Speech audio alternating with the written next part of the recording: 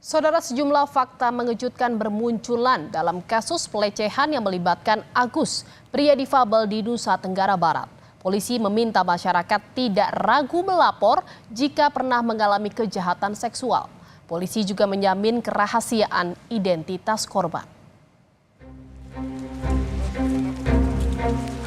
Kasus dugaan pelecehan seksual yang melibatkan Agus, pria difabel di Nusa Tenggara Barat, terus menuai polemik. Kini sejumlah fakta mengejutkan bermunculan. Salah satunya dari pengelola homestay yang buka suara soal Agus. Saat rekonstruksi, ia menyebut tersangka sering datang membawa perempuan yang berbeda-beda ke penginapan miliknya dan keluar kamar dalam kondisi menangis. Pada dasarnya iya, si Agus memang sering datang ke sini, orangnya nggak hampir setiap hari gitu. Memang sering ke sini, tapi bukan langganan bukan ya? Kalau langganan sih enggak, dia banyak di banyak tempat, bukan di sini aja kan. Cuman pas kejadian kan di sini. Dia ke sini tuh sama cewek atau? Berbeda, Pak. Cewek yang berbeda. Dalam seminggu berapa kali? Hampir setiap hari. Enak. Sebelumnya rekonstruksi disaksikan Kompolnas, kuasa hukum dan pendamping korban digelar Polda NTB. Dari 3 lokasi rekonstruksi, semula ada 28 adegan dalam BAP. Namun kemudian berkembang menjadi 49 adegan yang diperagakan berdasarkan keterangan yang diberikan tersangka. 3 lokasi yang kita lakukan di dalam BAP, sebenarnya ada 28 adegan yang tertuang dalam BAP yang kita skenario-kan. Tetapi saat ini berkembang di lapangan itu ada 49 adegan. Hal ini disampaikan karena ada perkembangan perbuatan yang dilakukan oleh tersangka itu mengembang di lapangan. Kami laksanakan, kenapa? Karena kami mengakomodir keterangan-keterangan yang diberikan oleh tersangka dan perbuatan yang dilakukan di 3 TKP. Ini adalah hak dari tersangka, kami akan mengakomodir itu.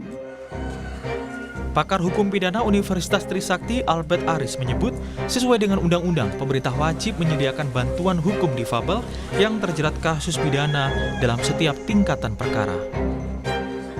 Pemerintah daerah itu dia wajib menyediakan bantuan hukum ya kepada penyandang disabilitas dalam setiap tingkatan perkara yang ada, gitu. Itu pertama. Ya. Yang kedua, memang sebelum memeriksa penyandang disabilitas, APH atau aparat penegak hukum juga wajib nih meminta pertimbangan dari saran dokter atau tenaga kesehatan lainnya, misalnya mengenai kondisi kesehatan yang bersangkutan, ya, atau dari pekerja sosial mengenai kondisi psikososial yang bersangkutan, gitu ya.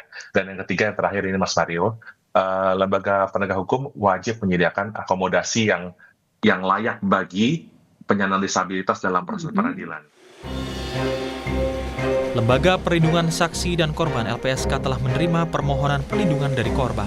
Wakil Ketua LPSK, Sri Supariyati, mengatakan akan memberikan fasilitas guna memperkuat proses peradilan pidana. Yang mengajukan permohonan, kemudian 2 orang pendamping karena mendapatkan tekanan psikologis ya, seolah-olah kejadian itu tidak terjadi.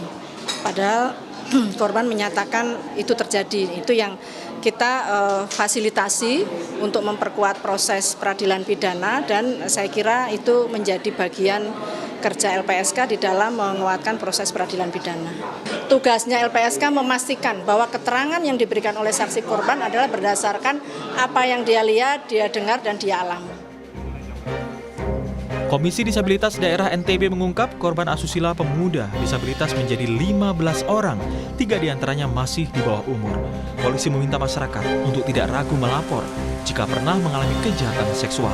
Polisi juga menjamin kerahasiaan identitas korban. Tim Liputan, Kompas TV.